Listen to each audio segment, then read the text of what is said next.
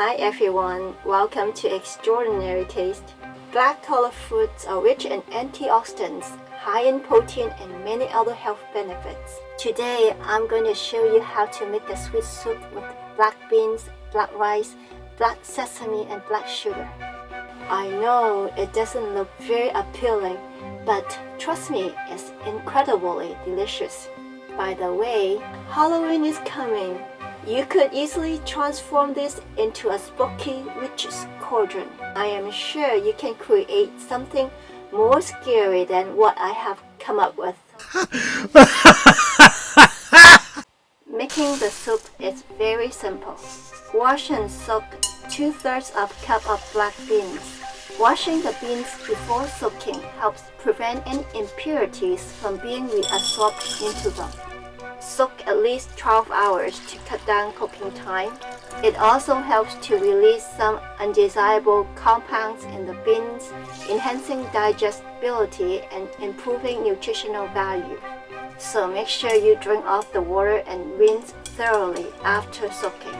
Next is the black rice, 2/3 of a cup. Simply give it a rinse. There's no need for soaking. Black rice is in a deep purple, almost black color due to its high antioxidants content. The water after washing has turned purple. Bring 3 liters of water to a boil. Add in the black rice and black beans. Bring it to a boil again. Make sure there's nothing sticking to the bottom. Then lower the heat to a simmer. Beans tend to produce foam as they cook. Leaving a gap in the pot helps prevent it from boiling over. Sometimes foam can rise and cause the lid to close, creating a mess. So make sure you have something in place to keep the gap open at all times. It will take about 2.5 hours to cook to a creamy consistency like this. When cooking it for the first time, check the heat level regularly to maintain a simmer and avoid problems such as excessive water evaporation or undercooking.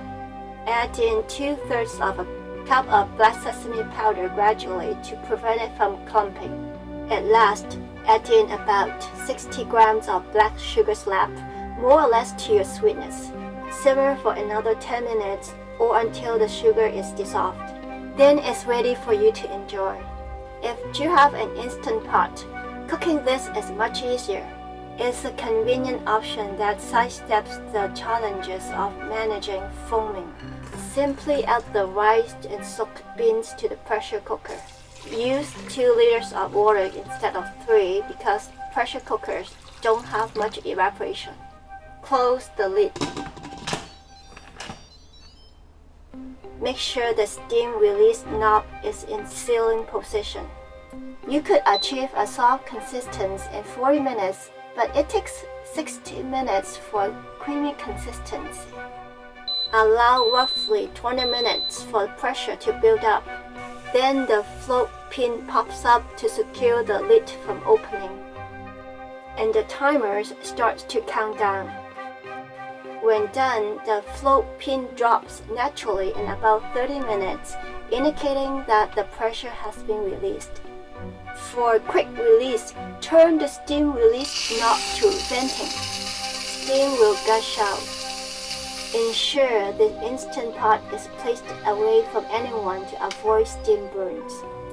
Press the saute button to bring it back to a simmer.